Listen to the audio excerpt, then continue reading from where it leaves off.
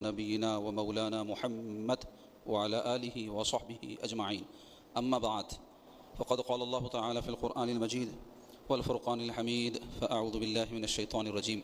بسم الله الرحمن الرحيم. وعلى الله فتوكلوا إن كنتم مؤمنين. صدق الله مولانا العظيم وصدق رسوله النبي الأمين الكريم. وقال تبارك وتعالى في شأن حبيبه الكريم: إن الله وملائكته يصلون على النبي يا أيها الذين آمنوا صلوا عليه وسلموا تسليما.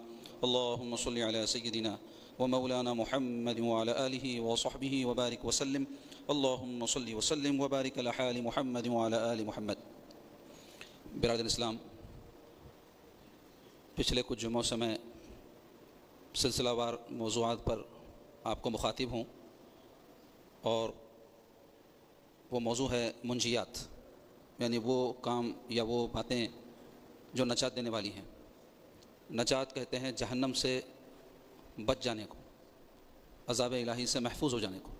اللہ تعالیٰ فرما رہے ہیں: فمن زحزح عن النار وادخل الجنۃ فقد فاز. جو کوئی جہنم سے بچا لیا گیا اور جنت میں داخل کیا گیا، پس وہ کامیاب ہو گیا. تو حقیقی کامیابی کیا ہے؟ کہ بندے کی آخرت سنور جائے. اور اللہ تعالیٰ نے اپنے ایمان والے بندوں کے لیے، نیکوکار بندوں کے لیے، مقربین کے لیے جو ٹھکانہ بنایا ہے جنت، بندہ اس میں داخل ہو جائے.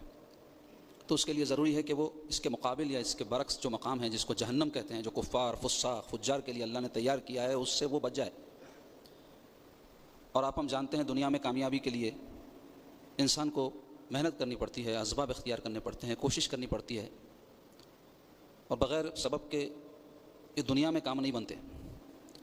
اور اللہ تعالیٰ نے ہم کو دنیا میں اس لیے بھیجا ہے کہ ہم اپنی آخرت کو سنواریں. یہ دنیا مومن کے لیے عیش و عشرت اور مزے اڑانے اور جشن منانے کی جگہ نہیں ہے، بلکہ امتحان گاہ ہے. یہاں اللہ تبارک و تعالیٰ نیکی اور بدی کے ذریعے، سچ اور جھوٹ کے ذریعے، حق اور باطل کے ذریعے، ایمان اور کفر کے ذریعے اپنے بندوں کو آزماتا ہے. تو جو نیکی کے راستے پر چلتے ہیں، ایمان کے راستے پر چلتے ہیں، حق کے راستے پر چلتے ہیں، وہ کامیاب ہوں گے. اور جو اس کے برعکس ہیں وہ ناکام ہوں گے اور نجات سے محروم رہیں گے. تو عزیزان گرامی، منجیات وہ خصلتیں ہیں، وہ عادات ہیں، وہ اعمال ہیں جس کو بندہ اختیار کرنا اس کے لیے لازم ہے تاکہ اس کی نجات ہو.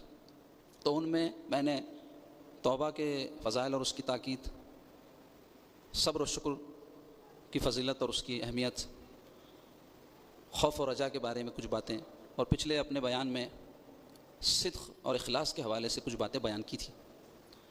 آج انہی منجیات میں سے ایک نجات دینے والا کام جو ہر مومن پر واجب ہے، اس پر ہم آپ کو بیان کریں گے، اور وہ ہے توکل.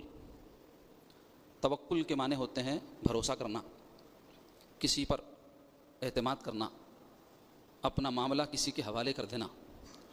اور اصطلاح شریعت میں توکل کہتے ہیں اسباب اختیار کرتے ہوئے نتیجہ اللہ کے حوالے کر دینا، اللہ کی ذات پہ بھروسہ کرنا.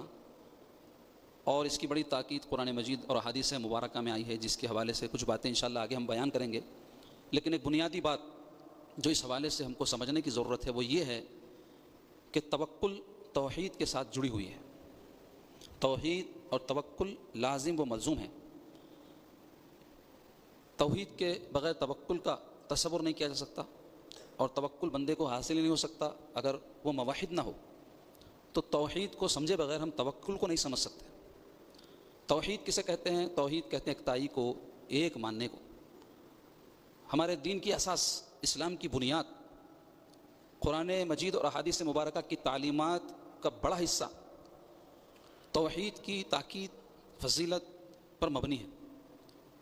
اور ایمان لانے میں جو بنیادی بات ایمان مجمل اور ایمان مفصل میں ہم کو سکھلائی جاتی ہے وہ توحیدی ہے. آمنت باللہ، ایمان لائے میں اللہ پر. پھر اس کے بعد دوسرے عقائد ہیں، وہ ملائکتہ و کتبہ و رسلہ، لیکن اول درجے پر جو چیز ہے وہ ہے توحید. تو توحید کیا ہے؟ توحید یہ ہے کہ اللہ کو ایک معبود مانا جائے، اللہ کو ماننا اور صرف اسی کو معبود ماننا، یہ توحید ہے، جس کا اقرار لا الہ الا اللہ کے ذریعے سے ہم کرتے ہیں. اور اس کا ترجمہ ہر مسلمان جانتا ہے، لا الہ الا اللہ، نہیں ہے کوئی معبود سوائے اللہ کے.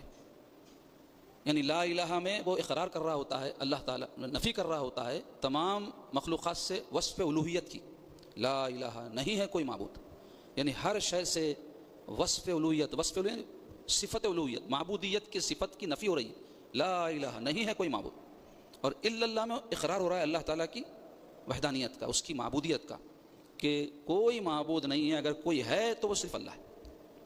تو الہ کا معنی کیا ہے؟ معبود۔ معبود کسے کہتے ہیں؟ جس کی عبادت کی جائے۔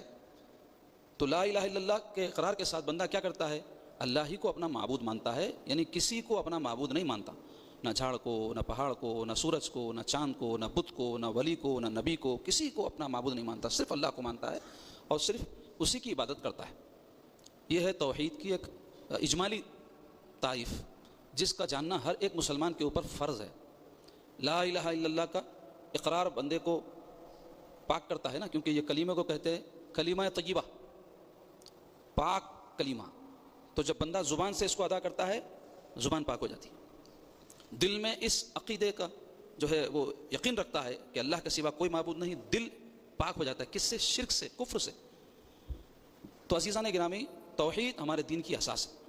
تو لا الہ الا اللہ کا جو پیغام ہے، جو رسول پاک صلی اللہ علیہ وسلم لے کر کے آئے تھے، اس قوم میں جو مشرک تھی، جو بتوں کو پوجتے تھے، اپنے طور پر انہوں نے اپنے معبود گڑھ لیے تھے اور ان کی عبادت کیا کرتے تھے۔ تو رسول اللہ صلی اللہ علیہ وسلم جب یہ دعوت لے کر آئے کہ اللہ کے سوا کوئی معبود نہیں ہے، تو سارے جو آپ کے قوم کے لوگ تھے آپ کے دشمن ہو گئے، اور اس کے بعد جو کچھ حالات سے آپ کو گزرنا پڑا، قرآن میں، حدیث میں، سیرت کی معتبر کتابوں میں وہ تفصیلات موجود ہے، واقعات نگاری میرا مقصود نہیں ہے، لیکن بتانا چاہتا ہوں کہ یہ لا الہ الا اللہ کی دعوت صرف رسول اللہ صلی اللہ علیہ وسلم لے کر کے نہیں تشریف لائے، بلکہ جتنے انبیاء اس کائنات میں تشریف لائے ان سبوں نے اپنی اپنی قوموں کو لا الہ الا اللہ کی دعوت دی۔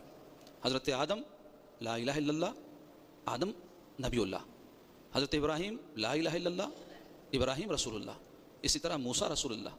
کلمے کا تو دوسرا جز ہے وہ بدلتا رہا، لیکن لا الہ الا اللہ کی دعوت میں کوئی تبدیلی کبھی بھی نہیں آئی، کیونکہ معبود برحق اول سے آخر تک اللہ ہی کی ذات ہے۔ تو سب نے اسی کی معبودیت کے اقرار کی، اللہ کے بندوں کو دعوت دی، اور ضرورت پڑنے پر جب مخالفتیں انتہا کو پہنچی تو پھر جنگوں کی بھی نوبت آئی، جہاد کرنا پڑا ان کو اپنی حفاظت کے لیے، اعلاء کلمت اللہ کے لیے، تبلیغ اور دعوت کے کام کے لیے۔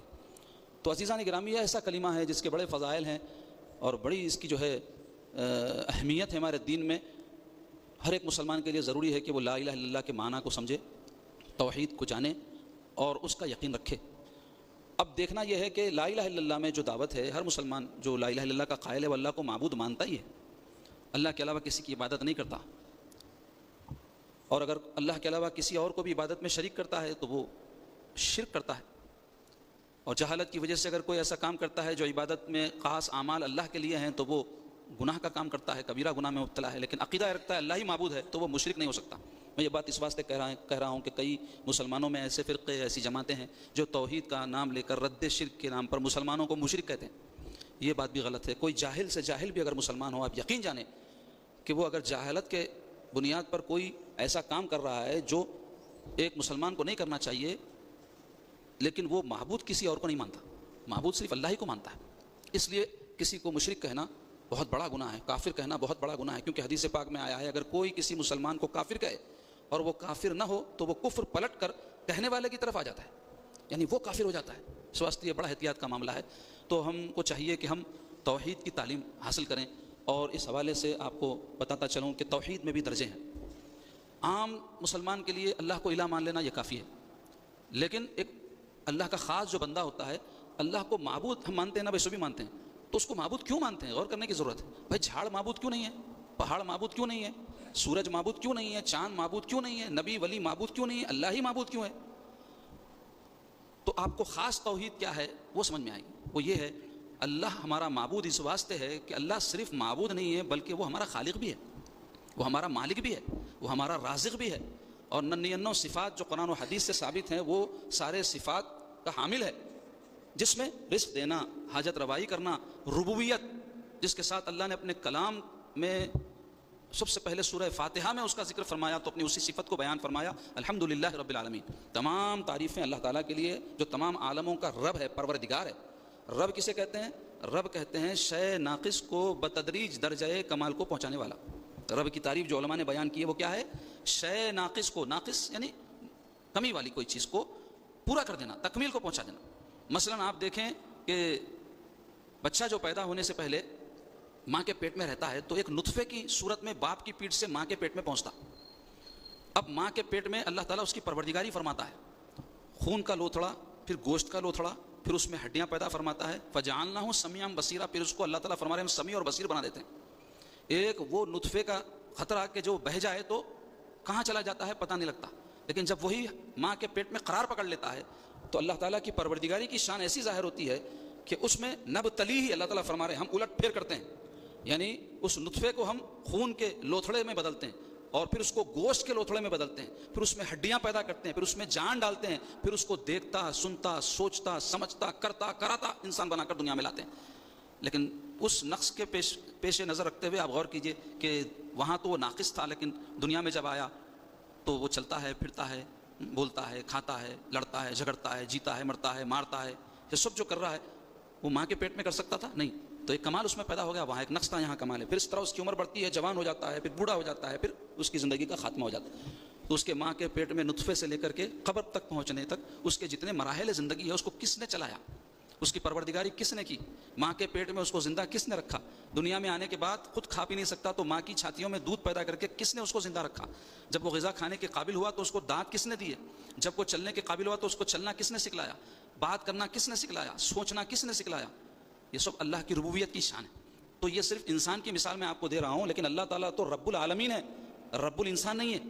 ہر شے کی پروردگاری وہی فرما رہا ہے، اس لیے اس نے اپنے کلام میں خود اپنی تعریف فرمائی جو اسی کا حق ہے، اور وہ جو تعریف کرتا ہے ویسی تعریف کوئی اور اس کی نہیں کر سکتا. اللہ نے ہم کو سکھایا کہ تم ایسے میری تعریف بیان کرو، الحمدللہ رب العالمین، یہ تمام عالموں کا پروردگار ہے جس کی تعریف ہے.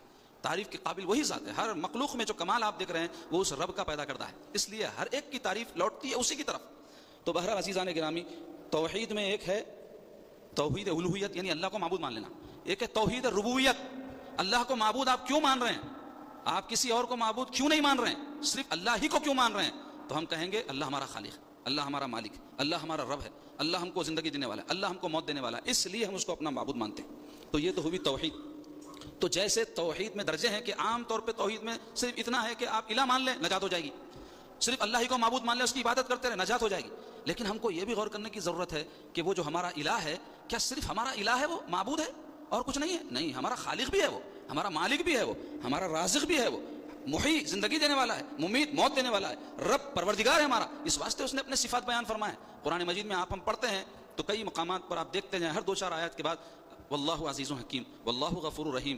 اللہ تعالیٰ اپنے صفات کیوں بیان فرما رہے ہیں؟ غور و خوض کرنے کے لیے کہ بندے میرا تیرا ایک ربط ہے. ایسا نہیں ہے کہ نرا میں تیرا معبود ہوں، تو عبادت کر رہا ہے، میں اپنی جگہ تو اپنی جگہ. نہیں، تیری زندگی کے ہر معاملات سے میرا تعلق جڑا ہوا ہے. تو محتاج ہے، میں تیرا حاجت روا ہوں. تو مربوب ہے، میں تیرا رب ہوں.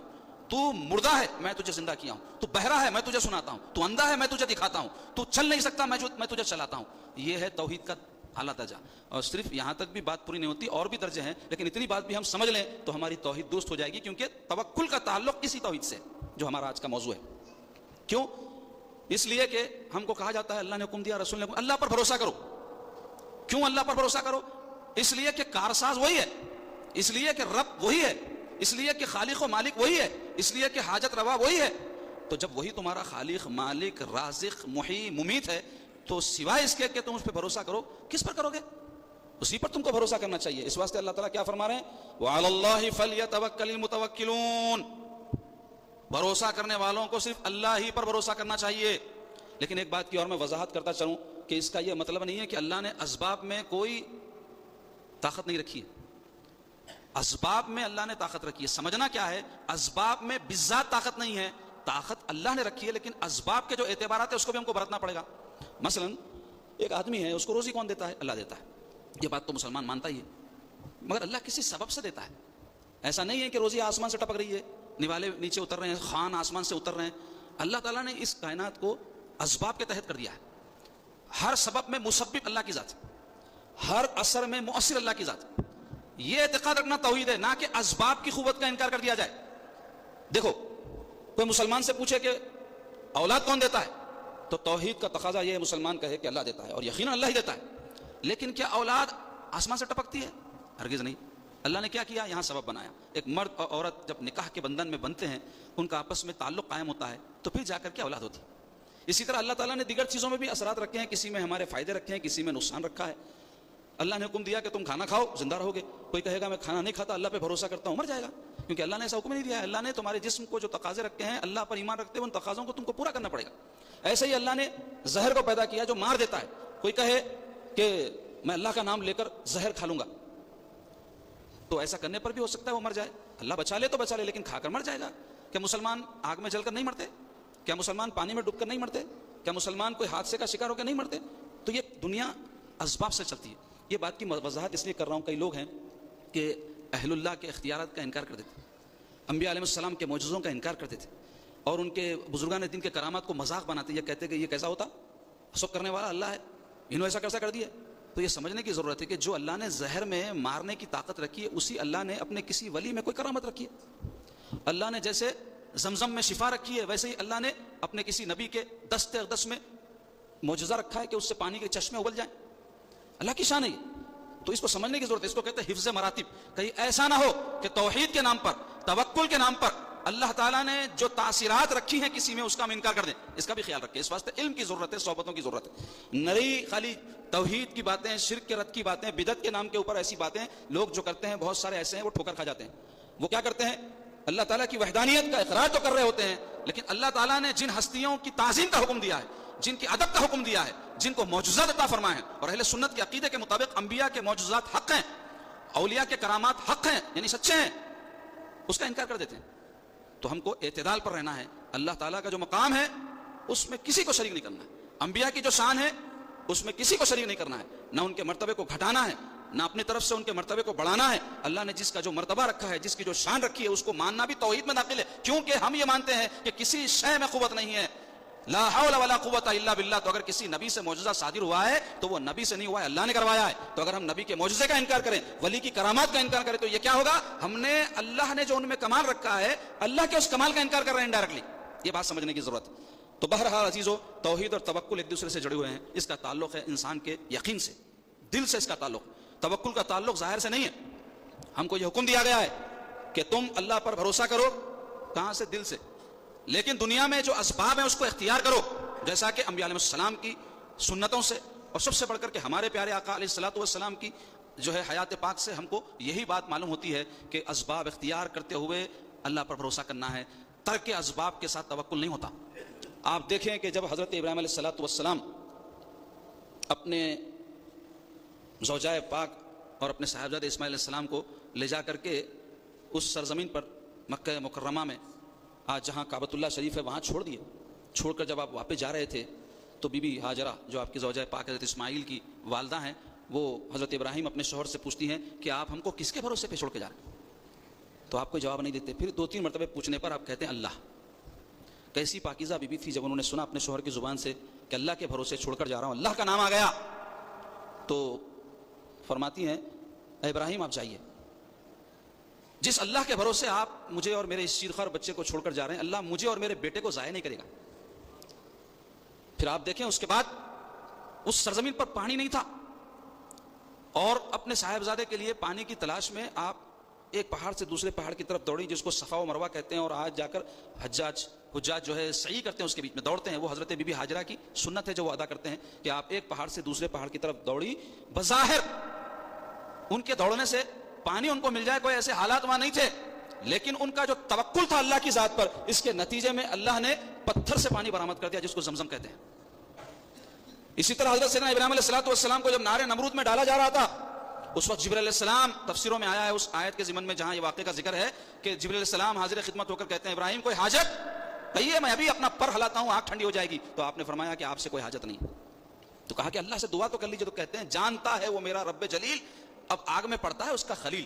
اللہ کو معلوم ہے کہ اللہ نہیں جانتا، میں اپنا معاملہ اللہ کے حوالے کرتا ہوں.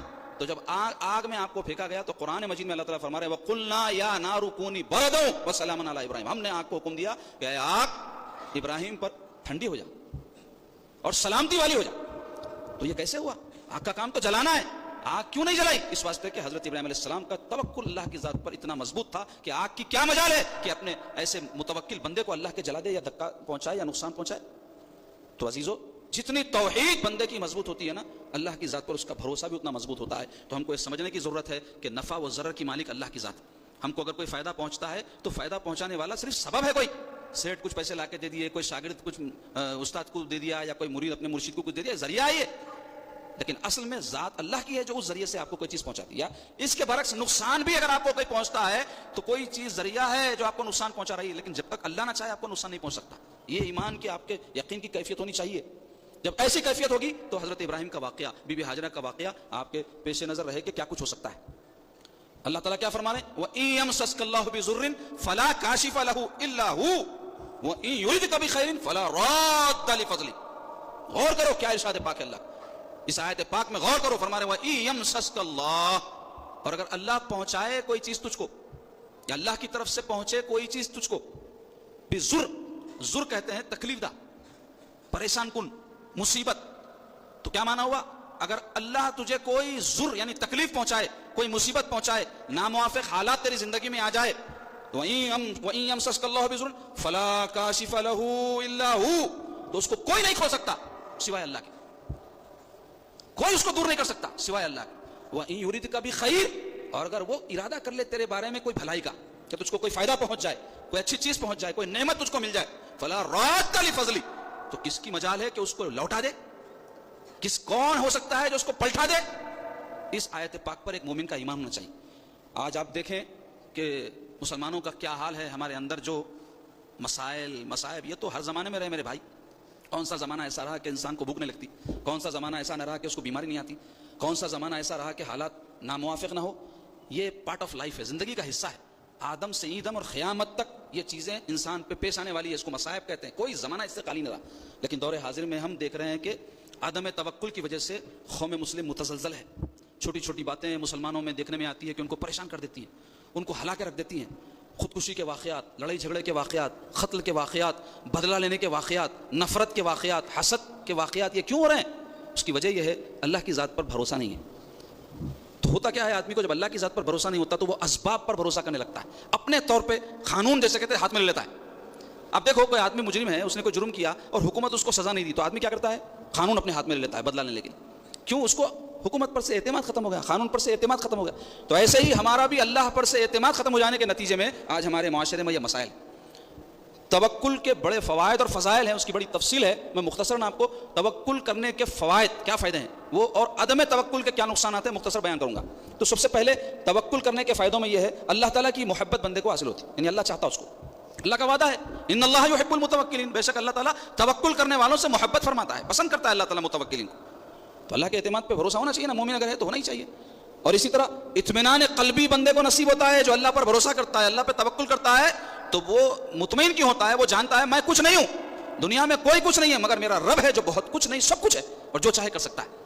اطمینان قلبی نصیب ہو جاتا، مطمئن ہو جاتا بندہ. آج مطمئن ہے لوگ نہیں ہے، کیوں؟ اللہ پہ بھروسہ نہیں ہے، اس واسطے مطمئن نہیں ہے. جو اللہ پہ بھروسہ کرتے ہیں مست رہتے ہیں. انبیاء، اولیاء، صالحین، ان کی زندگیاں دیکھو آپ، ان کے پاس ظاہری اسباب نہیں تھے ہوں گے، اقتدار نہیں تھا، معاشی طور پہ مضبوط نہیں تھے، مگر مطمئن تھے. کیوں؟ اللہ پہ بھروسہ کرنے والے تھے، متوکلین تھے. اسی طرح مشکلیں آسان ہو جاتی ہیں کیونکہ اللہ تعالیٰ کیا فرماتے ہیں؟ وَمَن يَتَوَكَّلْ عَلَى اللَّهِ فَهُوَ حَسْبُهُ، جو اللہ پر بھروسہ کرتا ہے اللہ اس کے لیے کافی ہے. تو جب اللہ تعالیٰ جو قادر مطلق ہے، حکیم ہے، حاجت روا ہے، رب ہے، اس کے لیے کیا کام مشکل ہے؟ سب کام اس کے لیے آسان ہے. ہمارے زاویے سے اگر دیکھیں گے تو بہت مشکلات ہے.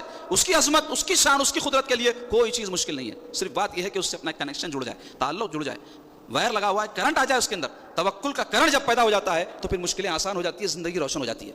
اسی طرح اللہ تبارک و تعالیٰ کی مدد شامل حال ہو جاتی ہے. کس کے لیے؟ جو اللہ پر بھروسہ کرتے ہیں. اس کی مثالیں قرآن میں، حدیث میں بھری پڑی. انبیاء کے ساتھ اللہ کی کیسے مدد شامل حال ہوئی، کیسے اللہ نے غالب کیا. خود ہمارے سرکار پاک صلی اللہ علیہ وسلم کو آپ دیکھ لیں، بدر میں 313 صحابہ کو لے کر کے سرکار تشریف لے گئے. 3 گنا زیادہ فوج مقابلے میں تھی. ان کے پاس سب ہتھیار تھے اور اس زمانے کے جو بھی جنگ کے لیے ضروری سامان ہے وہ سب تھے. رسول اللہ صلی اللہ علیہ وسلم کے جو فوج تھی اس میں وہ سب سامان نہیں تھے، تعداد بھی کم تھی.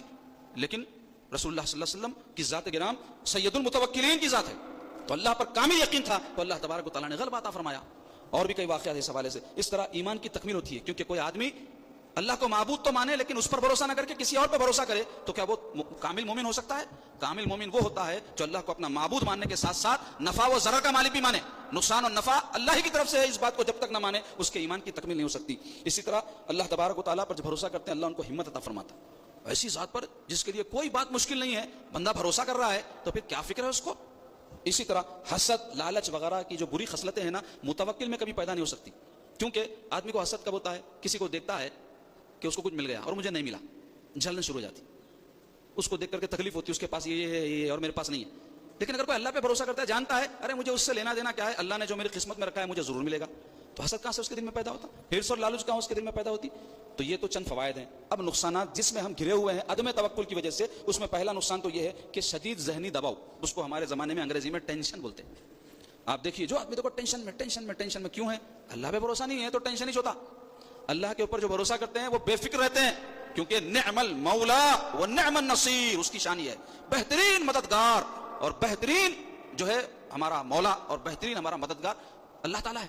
تو آدمی کو کیسا اس کے بعد بے فکری ہونی چاہیے، کیسا اطمینان قلبی اس کے جو ہے دل میں ہونی چاہیے، بے نیازی کیسی اس کے اندر پیدا ہونی چاہیے، وہ نہیں ہے. چھوٹی چھوٹی بات کے اوپر ایسا دیکھا لوگ اچھلتے رہتے. آج کاروبار نہیں ہوا، دکان نہیں چلی، پریشان. ارے رزاق اللہ ہے جی. رسول اللہ صلی اللہ علیہ وسلم کیا فرمائے؟ تم اگر اللہ پر ایسے توکل کرو جیسے توکل کرنے کا حق ہے تو اللہ تعالیٰ تم کو ایسے رزق دے گا جیسے پرندوں کو دیتا ہے کہ جب صبح اپنے گھونسلے سے نکلتے ہیں تو بھوکے پیٹ ہوتے ہیں، جب واپس آتے ہیں تو پیٹ بھرا ہوا ہوتا. کیا پرندوں کے گھونسلے میں آپ نے کوئی اسٹور روم دیکھا ہے؟ کیا وہ کچھ جمع کر کے رکھتے ہیں؟ پھر کون کو رزق دیتا ہے؟ اللہ رب العزت دیتا ہے. ایک بزرگ سے کسی نے پوچھا کہ بھائی آپ کا رزق آپ کو کہاں سے ملتا؟ تو حضرت دانتوں کی طرف بتا کے بولے یہ چکی ہے. بولے چکی جس نے پیدا کی اناج وہ خود بھیجتا، بولے اس میں پیسنے کے واسطے. تو اللہ تبارک و تعالیٰ کی یہ شان ہے کہ ہر اس کو اس کا رزق پہنچاتا. ایک بزرگ تھے، کچھ حالات سے پریشان تھے، راستے سے گزر رہے تھے، بارش شروع ہو گئی تو ایک غار میں جا کے ٹھہر گئے. تو غار میں دیکھے تو ایک سانپ تھا، اندھا سانپ تھا وہ. تو حضرت بولے بھائی اندھا ہے، انہیں کھاتا پیتا کیسا ہوں گا، کیونکہ دکھانے تو شکار کیسا کریں گا. تو کیا دیکھتے کہ بارش کی وجہ سے ایک عقاب پرندہ جو آسمانوں میں سب سے بلند اڑتا ہے اس کو عقاب بولتے، وہیں شکار کرتا، وہ سب سے زبردست پرواز والا پرندہ ہے وہ. تو وہ پرندہ بارش سے بچنے کے لیے غار میں آ کے سانپ کے اوپر گرا کے تھے، گرتے انہیں منہ میں پکڑ لیا، کھا لیا اس کو. تو اس واقعے کو دیکھ کر وہ پکار اٹھے، بے شک اللہ کی شان بہت بلند ہے، وہ یقیناً رزاق ہے. ان کو تھا پہلے معلومات تھے، یقین بھی تھا، اس میں اضافہ ہو گیا. ابراہیم علیہ السلام فرمائے نا اللہ تو مردے کو کیسا زندہ کرتا ہے؟ تو اللہ تعالیٰ پوچھے آپ کو نہیں معلوم؟ تو بولے مجھے معلوم ہے، میں آنکھ سے دیکھنا چاہ رہا ہوں تاکہ میرا یقین اور مضبوط ہو جائے. تو ان کے یقین میں اور اضافہ ہو گیا کہ اللہ تعالیٰ اپنے بندوں کا رازق ہے، ان کو اپنا رزق پہنچاتا ہے. تو عزیزان گرامی، عدم توکل کا اور ایک نقصان کیا ہے؟ مایوسی اور نا امیدی، نروسنس. جو لوگ اللہ پہ بھروسہ نہیں کرتے نروس رہتے ہمیشہ، کیا ہوتا کہ کیسا ہوتا کہ کیا ہوتا کہ کیسا ہوتا، کیونکہ ان کا کنیکشن جڑا ہوا نہیں ہے اللہ سے. کنیکشن تو جڑے تو کیسا جڑے؟ اللہ کی ذات پہ بھروسہ، کرنٹ ہے یہ جب آ جاتا تو روشنی آئی تھی دل میں. یہ نا امیدی کی وجہ سے آپ دیکھیں مسلمانوں میں خودکشی کے واقعات بڑھتے جا رہے ہیں. کتنے لوگ ہیں جو خودکشیاں کر رہے ہیں مسلمانوں میں؟ کیا اللہ پہ ایمان رکھنے والا اور اللہ کی ذات پر بھروسہ کرنے والا خودکشی کر سکتا؟ جو یہ یقین رکھتا ہے کہ میرا رب سب کچھ کر سکتا ہے، اس کے لیے کوئی مشکل نہیں ہے. آسانی مشکل ہمارے سمجھانے کے واسطے ہے، ورنہ اللہ تعالیٰ کی ذات کی طرف مشکل کی نسبت بھی نہیں کر سکتے. مگر ہمارے پاس مشکلیں پڑے ہوئے ہیں، بلکہ سمجھانے کو مثال دیتے کہ اللہ کے لیے کوئی مشکل نہیں ہے. تو وہ ذات پہ کوئی بھروسہ کرے تو ویسا شخص کبھی خودکشی نہیں کر سکتا. نا امیدی کی وجہ سے ڈپریشن میں آ کر کے وہ خودکشیاں کرتے ہیں جو مسلمان ایمان جن کا کمزور ہوتا ہے. اس طرح ہرس و لالچ جو آج پیدا ہوا ہے اللہ پر بھروسہ نہیں کرنے کی وجہ سے، اور باطل طریقوں کو لوگ اختیار کر رہے ہیں، یعنی ایسے شارٹ کٹس جو انسان کو بہت زیادہ کچھ بھی ترقی جلدی دے دیں. یہ کیوں راستے پہ جاتے لوگ جو اللہ پہ بھروسہ نہیں کرتے، چاہتے کہ جلدی جلدی کچھ بھی کر لوں، میں جیسا چاہ رہا ہوں ویسا ہو جانا. تو یہ جلد بازیاں کرنا، باطل طریقے، غلط طریقے اختیار کرنا، یہ سب اللہ پہ بھروسہ نہیں کرنے کی وجہ سے ہوتا ہے. اسی طرح ناکامی کو برداشت نہیں کر سکتے، جیسا بتایا میں خودکشی کر لیتے. جو لوگ اللہ پہ بھروسہ نہیں کرتے، حسد میں اضافہ ہو جاتا. جو عدم توکل کرتے ہیں ان کے خود اعتمادی یعنی سیلف کانفیڈنس کم ہو جاتا. جو اللہ پہ بھروسہ نہیں کرتا، جو اللہ پہ بھروسہ کرتا اس کا کانفیڈنس اور اعتماد کا لیول بہت ہائی رہتا. اس کے علاوہ گناہوں میں مبتلا ہو جاتا. انہیں کیوں؟ انہیں چاہتا کہ اسباب کے ذریعے سے میں اپنے سب کام بناؤں، تو انہیں اسباب جٹانے کے چکر میں جھوٹ بول دیتا، چوری کرتا، یا اور بھی کوئی گناہ کے کام میں شارٹ کٹ راستہ نکالنے کے چکر میں گناہوں میں مبتلا ہو جاتا ہے جو اللہ پہ بھروسہ نہیں کرتا. تو ایک اللہ پہ بھروسہ کرنا سینکڑوں مصیبتوں سے آدمی کو نجات دلا دیتا ہے. اور اس حوالے سے بے شمار واقعات بیان کرتا بیٹھوں تو وقت زیادہ ہو جائے گا.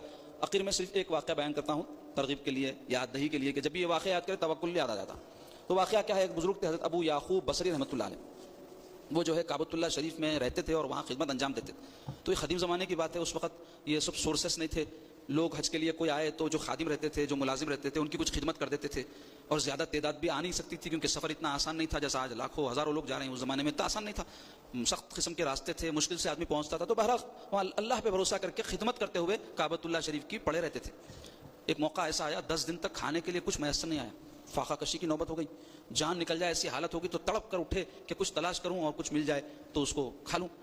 تو راستے میں دیکھتے ہیں کہ ایک سڑا ہوا شلجم پڑا ہوا ہے، اس کو اٹھانے کے لیے ہاتھ بڑھایا، خیال آیا کہ کس درجے بری بات ہے کہ میں جو ہے اس بھوک کی وجہ سے ایک سڑی ہوئی چیز کھا لوں، نہیں کھایا اور واپس آ کر بیٹھ گئے۔ اللہ تعالیٰ کی طرف رجوع ہو کے تو کیا دیکھتے ہیں، ایک شخص آیا اور ایک تھیلی لے کے آیا، اس میں سے 5,000 دینار، 500 دینار بہت بڑی رقم ہوتی ہے، وہ نکالا، حضرت کو بولا یہ لے لیجیے۔ تو حضرت پوچھیے کہ کیا تھے؟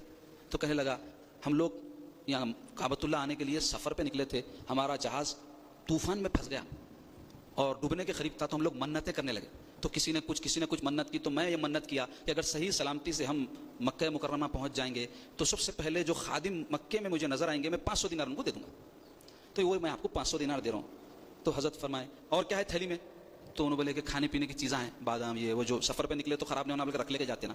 تو حضرت تھیلی میں ہاتھ ڈال کے ایک مٹھی وہ لیے، کھا لیے، کھا کے بولے 500 دینار تم اپنے بچوں بیوی پہ خرچ کر لو، بول کے وہاں سے نکل گئے۔ بعد میں ان کو خیال آیا کہ اے اللہ، میں جو ہے بھوک سے بےتاب ہو کے ایک سڑی ہوئی چیز کھانے پر راضی ہو گیا تھا، جبکہ 10 دن پہلے تمہیں رزق کا انتظام فرما دیا تھا۔ یعنی جب وہ کشتی ڈوب رہی تھی اس وقت انہیں جو منت کر رہا تھا کون ڈالے اس کے دل میں؟ اللہ تعالیٰ ڈالے، اور ان کے لیے سبب بن چکا تھا جو ان کو ملنے والا تھا۔